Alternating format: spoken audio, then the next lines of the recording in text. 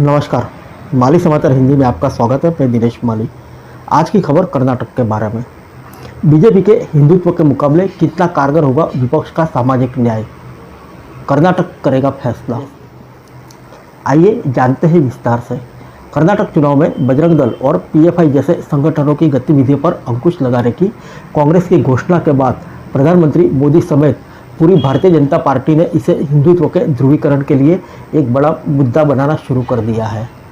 बजरंग दल के बहाने बजरंगबली को आगे करते हुए भाजपा ने चुनाव प्रचार को ध्रुवीकरण की धार से लैस करके अपने राज्य सरकार के खिलाफ भ्रष्टाचार, बेरोजगारी, कुशासन के आरोपों को लेकर बने सत्ता विरोधी रुझान से निपटने में जुट गई है।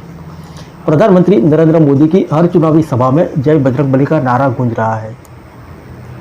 मोदी और भाजपा के इन तेवरों से साफ जाहिर है कि कोई भी चुनाव हो, भाजपा आखिर तक आते आते हिंदुत्व के ध्रुवीकरण के हथियार से ही अपने विरोधियों की चुनौती का मुकाबला करती है। अगर कर्नाटक में उसका यह हथियार चला तो निश्चित रूप से इस साल होने वाले सभी चुनावों और अगले साल लोकसभा चुनाव में भी भाजपा का सबसे बड़ा हथियार हिंदुत्व का ध्रुवीकरण ही होगा। विपक्ष, विशेषकर कांग्रेस के पास भाजपा के इस चुनावी हथियार की काट के लिए क्या दाव है, यह एक बड़ा सवाल है। लेकिन विपक्ष भी भाजपा के इस दाव से बेखबर नहीं है और इसलिए उसने भी हिंदुत्व के मुकाबले सामाजिक न्याय के जरिए जातीय ध्रुवीकरण के अपने जांच परखे हथियार को धार देने का फैसला कर लिया है। कर्नाटक चुनाव में इस मुकाबले की पहली परीक्षा है।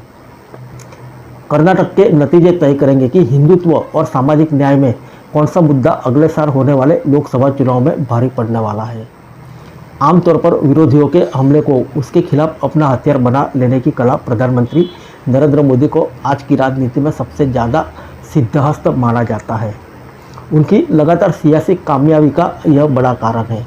लेकिन अब लगता है कि कांग्रेस अध्यक्ष मल्लिकार्जुन खड़गे और राहुल गांधी भी कुछ वैसी ही राजनीतिक शैली अपनाते दिख रहे हैं।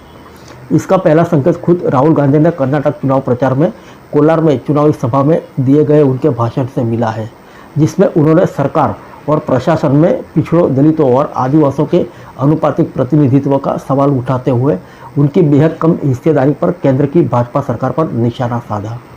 अपने भाषण में राहुल ने पिछड़ों के बेहद कम हिस्सेदारी के आंकड़े देते हुए पूछा कि साफ जाहिर है कि पिछड़ों का अपमान कौन कर रहा है।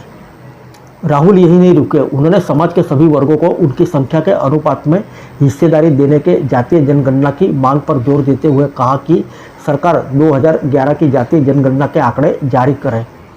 राहुल ने अपने भाषण के जरिए एक तरफ भाजपा द्वारा 2019 में कोलार में ही दिए गए भाषण के मोदी उपनाम को लेकर की गई टिप्पणी, जिसे लेकर उन्हें सूरत की अदालत से सजा मिल चुकी है, पिछड़े वर्ग के अपमान से जोड़ने का जवाब देकर खुद को पिछड़े वर्गों के सामाजिक राजनीतिक हिस्सेदारी पक्ष में खड़ा कर दिया है और भाजपा के हिंदुत्व के जवाब में पिछड़ों की हिस्सेदारी के मुद्दे को 2024 के लोकसभा चुनाव में भी विपक्ष का नया सियासी हथियार बनाने के संकेत दिए हैं। राहुल सिर्फ कोलार में ही नहीं रुके, बल्कि उन्होंने कर्नाटक के बीदर की चुनावी सभा में भी यही मुद्दा उठाया और सोशल मीडिया के जरिए भी पिछड़ों, दलितों और वंचितों की हिस्सेदारी बढ़ाने का सवाल खड़ा कर दिया है। फिर मिलेंगे अगले बुलेटिन में अन्य किसी खबर के साथ। तब तक के लिए इजाज़त दीजिए। नमस्कार।